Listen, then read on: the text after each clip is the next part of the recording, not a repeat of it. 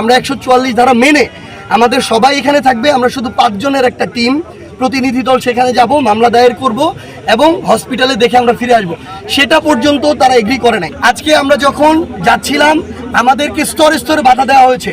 Police মৌলভীবাজারে বাধা দিয়েছে, আপনারা দেখেছেন যে ট্রাক দিয়ে বাধা দেওয়া হয়েছে। এর আগে আমরা বালু ট্রাক দেখেছি, এবার খালি ট্রাক দিয়ে আমরা জানি না বালুটা কে খেয়ে ফেলেছে। এখন এরপরে আমরা আসলাম এইখানে হবিগঞ্জে, আমরা ঢুকেছি মাত্র, এইখানে লাশবাহী গাড়ি দিয়ে বাধা, এখানে শত শত মানে ট্রাক্টর এই অনেক কিছু দিয়ে বাধা দেওয়া হলো। আমরা প্রায় 2 ঘন্টা ধরে এখানে আছি। তারা আমাদের সহযোগিতা চেয়েছে। আমরা বলেছি হবিগঞ্জ, এই হবিগঞ্জ আমাদের সবার। আমরা প্রয়োজনে বিক্ষোভ মিছিল করব না, বিক্ষোভ সমাবেশ করব না, তাহলে আমরা সেখানে যাই, আমাদের যারা আহত ভাইরা হসপিটালে ভর্তি তাদের সাথে দেখা করি, আমরা একটা মামলা দায়ের করি, তারা আমাদেরকেও যেতে দিবে না।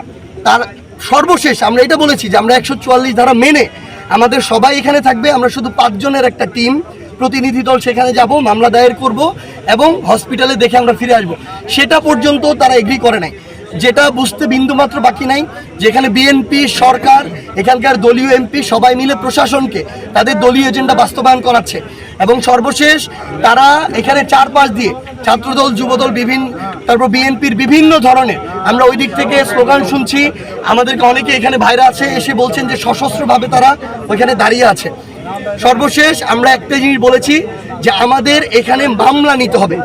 মামলা যদি আমরা এখানে করে না যেতে পারি তাহলে এই বাংলাদেশে আর রাজনীতির কিছু থাকে না, আরেকটা স্বৈরাচারের পথ শুরু হয়, একনায়কতন্ত্রের পথ শুরু হয়। এবং সর্বশেষ যেটা হয়েছে যে প্রশাসন বলল যে তারা আমাদের 5 জনের প্রতিনিধি দলও দিবে না, কিন্তু এইখানে বসিয়ে, শহরে নিতে পারবে না, এখানে বসিয়ে তারা মামলা রেকর্ড করবে এখান থেকে অনলাইনে। এই জন্য আমাদের একটা প্রতিনিধি দল তাদের সাথে এখন সেই মামলা দায়েরের কাজ করছেন। সেখানে আমাদের এনসিপির সম্মানিত আহ্বায়ক আছেন, দক্ষিণাঞ্চলের মুখ্য সংগঠক হাসনাত আবদুল্লাহ আছেন, ডাক্তার মাহমুদা মিতু এমপি, নাসিরুদ্দিন পাটোয়ারি, ওনারা আছেন।